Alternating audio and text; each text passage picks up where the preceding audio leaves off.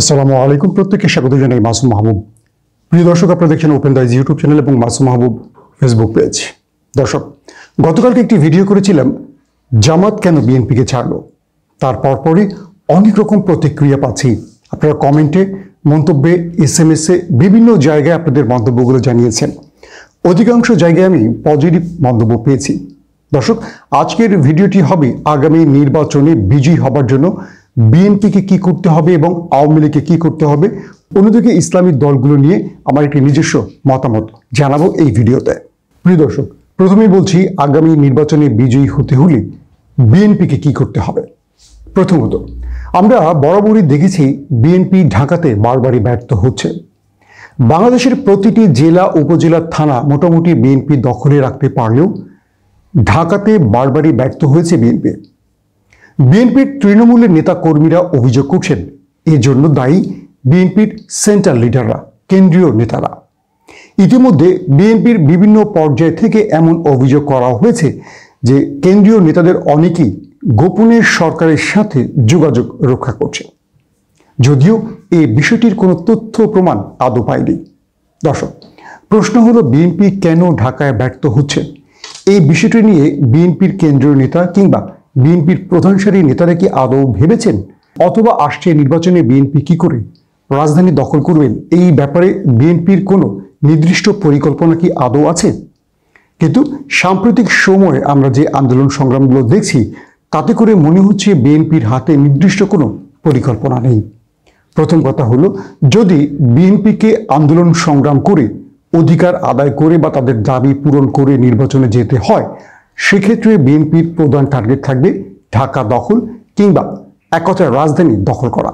আর যদি বিএনপি মনে করে আওয়ামী লীগের অধীনে নির্বাচনে যাবে, সেক্ষেত্রে বিএনপির প্রধান দায়িত্ব হবে সারা বাংলাদেশে বিএনপির সংগঠনগুলোকে চাঙ্গা করা এবং প্রতিটি প্রান্তে তাদের যারা টিকিট প্রাপ্ত এমপি হবেন বা যারা নেতা হবেন, তাদের প্রত্যেকের উচিত হবে প্রতিটি আসনে চলে যাওয়া এবং সেই আসনগুলোতে তাদের উপস্থিতি বা তাদের কর্মী বা তাদের ভোটারদের সাথে সম্পৃক্ত হওয়া। প্রিয় দর্শক, এই বিষয়টি বলার একটি কারণ হলো, আমরা বিগত সময়ে দেখেছি যে গত 15 বছরের মতো আওয়ামী লীগ ক্ষমতায় রয়েছে, আর এই সময়টাতে বিএনপির অধিকাংশ সাবেক এমপিগণ বা যারা দলীয় টিকিট নিয়ে নির্বাচন করতে চান, তারা অধিকাংশই এলাকায় যান নাই। প্রধানত দুটো কারণে তারা এলাকায় যান না। একটি হলো এলাকায় সরকারি দলের এমপি কিংবা প্রশাসনের ভয়। দ্বিতীয়ত, তাদের অঞ্চলগুলোতে যেসব দলীয় নেতাকর্মী মামলা খেয়েছেন, সেই সব দলীয় নেতাকর্মীদের মামলায় যে খরচ মেটাতে হবে, সেই খরচ দেওয়ার ভয়ে বিএনপির অধিকাংশ নেতারাই এলাকায় খুবই কম গেছেন। প্রিয় দর্শক, বিএনপি বারবারই অভিযোগ করছে তারা ইভিএমে নির্বাচনে যাবে না, আবার তারা শেখ হাসিনার আন্ডারেও নির্বাচনে যাবে না। এখন প্রশ্ন হলো, বিএনপির এই দাবিগুলো কে পূরণ করবে, কিভাবে পূরণ করবে, কোন প্রক্রিয়ায় পূরণ করবে? এই বিষয়ে বিএনপির একটি স্বচ্ছ পরিকল্পনা থাকতে হবে এবং সরকার যদি এই পরিকল্পনা বাস্তবায়ন না করে, তাহলে বিএনপিকে সকল দলকে এক করে ঢাকাতেই শক্তিশালী আন্দোলন করতে হবে এবং সরকারকে বাধ্য করতে হবে সেই আন্দোলনের মাধ্যমে তাদের দাবি আদায় করতে। আর যদি বিএনপি মনে করে তারা শেখ হাসিনার আন্ডারে নির্বাচনে যাবে এবং ইভিএমে যাবে, সেক্ষেত্রে বিএনপিকে কনফার্ম করতে হবে যে ভোটটি নিরপেক্ষ, কারচুপিহীন হবে এবং প্রতিটি অঞ্চলে তার ভোটাররা তাদের পছন্দের প্রার্থীকে ভোট দিতে পারবে। এখন প্রশ্ন হলো, এই বিষয়ে বিএনপির নির্দিষ্ট কি পরিকল্পনা রয়েছে? এখন পর্যন্ত আমরা বিএনপিকে দেখিনি সরকারকে কোনো প্রস্তাবনা দিতে, আবার অন্যদিকে দেখেছি সরকারও বিএনপির কোনো প্রস্তাবনা নিচ্ছে না। একটি ভয় বিএনপিকে নিয়ে রয়েছে, কারণ বিএনপির প্রধান দুজন ব্যক্তি রাজনীতিতে আপাতত অনুপস্থিত। একজন লন্ডনে রয়েছেন, একজন অসুস্থতা এবং শাস্তি হওয়ার জন্য বাসায় রয়েছেন। এখন দলটি যারা পরিচালনা করছেন তাদের মধ্যে ঐক্যমত হওয়া খুবই জরুরি।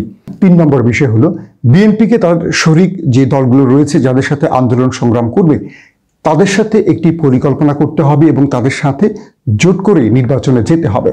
অর্থাৎ যদি আন্দোলনের মাধ্যমে বিএনপিকে ক্ষমতা যেতে হয়, তবে আওয়ামী লীগ ব্যতিরেকে যতগুলো দল রয়েছে প্রত্যেকটার সাথেই বিএনপিকে জোট করতে হবে এবং বিএনপিকে এই ক্ষেত্রে ত্যাগের মানসিকতা নিয়েই এগোতে হবে। বিএনপি বড় দল বলে সকল আসন তারা নেবেন, আর ছোট দল কোনো আসন পাবে না, সেটিও করা যাবে না। আবার ছোট দলগুলো বিএনপির কাছ থেকে খুব বড় বড় পরিমাণে আসন চেয়ে বসে থাকলেও সেটি হবে না। অর্থাৎ আওয়ামী লীগকে ক্ষমতা থেকে সরাতে হলে প্রত্যেককে ত্যাগের মানসিকতা নিয়েই এগুতে হবে এবং আগামী দিনে আন্দোলন সংগ্রাম করতে হবে। প্রিয় দর্শক, এবার বলছি আওয়ামী লীগ কি করতে পারে এই নির্বাচন ঘিরে।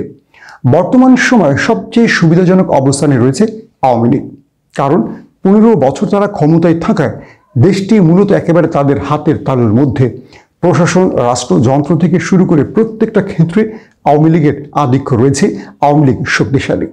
আওয়ামী লীগ চেষ্টা করবে এবার বিএনপিকে ঠিক আগের মতোই হয়তো ভিন্ন কৌশলে দূরে রাখতে।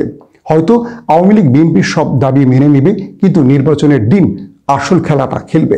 হয়তোবা আওয়ামী লীগ আবারও ঢাকাতে অর্থাৎ রাজধানীতে তাদের সকল শক্তি বৃদ্ধি করবে, যাতে করে বিএনপি কোনো সংগ্রাম আন্দোলন করে আওয়ামী লীগকে চালাতে না পারে।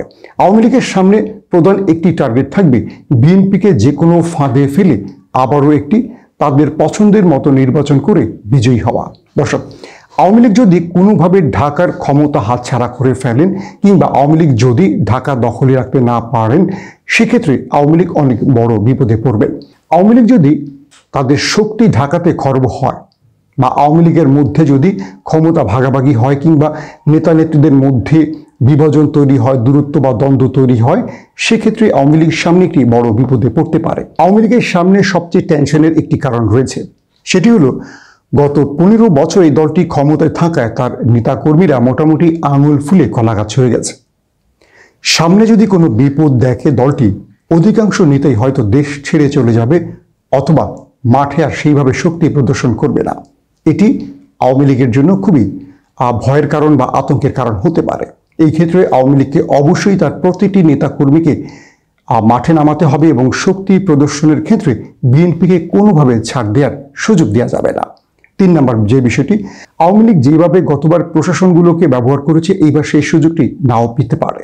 কারণ যুক্তরাষ্ট্রের যে স্যাংশন এসছে, তাতে করে অনেক নিরাপত্তা বাহিনী এবার হয়তো আওয়ামী লীগের নির্দেশগুলো সেভাবে পালন করতে চাইবে না। এটিও হতে পারে আওয়ামী লীগের জন্য ধাক্কার একটি কারণ। যদি বিএনপি সারা দেশে একযোগে নামতে পারে এবং সকল শ্রেণীর মানুষ বিএনপির পক্ষে এসে জড়ো হয়, সেক্ষেত্রে বিভিন্ন অঞ্চলে আওয়ামী লীগের নেতাকর্মীদের মনোবল ভেঙে যাবে। সেক্ষেত্রে আওয়ামী লীগ হয়তোবা আর বিরোধী দলের সাথে টেক্কা দিতে চাইবে না। আর যদি আগের মতো প্রশাসন আওয়ামী লীগকে মাঠে সহযোগিতা না করে, সেক্ষেত্রেও আওয়ামী লীগ পিছু হতে বাধ্য হবে। অতএব আওয়ামী লীগকে মাথায় রাখতে হবে, যে কোনোভাবে রাজপথ, রাজধানী, প্রশাসন এবং দলের মধ্যে যে বিভাজনগুলো রয়েছে, এগুলো সংস্কার করে তারা যেন আরো ঐক্যবদ্ধ শক্তিশালী হতে পারে। আর বিএনপিকে মাথায় রাখতে হবে, তারা যে কোনোভাবে রাজধানী দখল করতে হবে এবং তাদের যে প্রধান 3 থেকে 4টি দাবি, সেই দাবিগুলো নির্বাচনের আগেই বাস্তবায়ন করতে হবে। আর প্রতিটি অঞ্চলে, প্রতিটি এলাকাতে তাদের প্রার্থীদেরকে পাঠাতে হবে এবং সেখানে যত রকম বাধাই আসুক না কেন, সেই বাধা মোকাবেলা করে সেই মাঠ দখল করতে হবে। বিএনপিকে একটি টার্গেটে এগোতে হবে, যারা এলাকায় প্রবেশ করতে পারবে না, যারা প্রশাসন কিংবা দলীয় ক্যাডারদের ভয় যেতে পারবে না, তাদেরকে টিকিট দেয়া হবে না। আমরা গত 2018 নির্বাচনে কি দেখেছি? বিএনপির অধিকাংশ এমপি প্রার্থীরা তাদের এলাকায় ঢুকতে পারেননি। আবার অনেকে এলাকায় ঢুকেছেন কিন্তু নিজের ঘর থেকে বেরোতে পারেননি। তাদের অভিযোগ, প্রশাসন এবং দলীয় ক্যাডারদের কারণে তারা বের হতে পারেননি। প্রশ্ন হলো, বাংলাদেশের রাজনীতিতে এটা তো নতুন নয়। আপনাকে মাঠ দখল করে বিজয় আনতে হবে। যদি আপনি ঘরে ঢুকে যাবেন, যদি প্রশাসনের ভয়ে আপনি পালিয়ে থাকবেন কিংবা দলীয় ক্যাডারদের ভয়ে আপনি নির্বাচনী ওয়ার্ক করবেন না, ভোট কেন্দ্রে যাবেন না, তাহলে আপনাকে টিকিট নেওয়া উচিত হবে না। বিএনপিকে অবশ্যই সেই তালিকাটি সামনে আনতে হবে, কারা কারা আগামী নির্বাচনে নিজের এলাকায় ঢুকতে পারেনি, কারা কারা ঘর থেকে বেরোয়নি, কারা কারা ভোট কেন্দ্রগুলোতে যায়নি, তাদেরকে অবশ্যই টিকিট দেয়া বন্ধ করতে হবে। বিএনপিকে অবশ্যই সাহসী, ত্যাগী এবং পরীক্ষিত ব্যক্তিদেরকেই টিকিট দিতে হবে। আমরা অধিকাংশ ক্ষেত্রে দেখেছি বিএনপি যারা টিকিট পান, তারা লিয়াজো করেই পান। তারা অধিকাংশই মাঠে পরীক্ষিত নন এবং বিএনপিতে যারা কমিটিতে আসছেন, অধিকাংশ ক্ষেত্রেই দেখেছি তারা সুবিধাবাদীরাই। এটি হলো বিএনপির সবচেয়ে বড় পরাজয় এবং ব্যর্থতার একটি দিক। প্রিয় দর্শক, এবার সংক্ষেপে একটি আলোচনা রাখতে চাই, সেটি হলো আলেম সমাজ। জামাত যদি বিএনপির জোট থেকে সরে যায়, সেক্ষেত্রে জামাত কি অন্যান্য ইসলামিক দলগুলোকে নিয়ে কোনো জোট করবে? যদিও বাংলাদেশে এই স্বপ্নটি অলীক স্বপ্ন। তারপরও বিগত কয়েক বছরে আমরা দেখেছি আলেম সমাজের উপর ব্যাপক নির্যাতন হয়েছে। অধিকাংশ আলেমকেই মোটামুটি জেলের ভাত খেতে হয়েছে। সেক্ষেত্রে হয়তোবা এই আলেম সমাজ বা ইসলামী দলগুলো ঐক্যমতে বা ঐক্য ফ্রন্টে আসতে পারে। যদি আলেম সমাজ বা ইসলামী দলগুলো একজোট হয়, সেক্ষেত্রে বাংলাদেশে আরেকটি রাজনীতির ধারা সৃষ্টি হবে।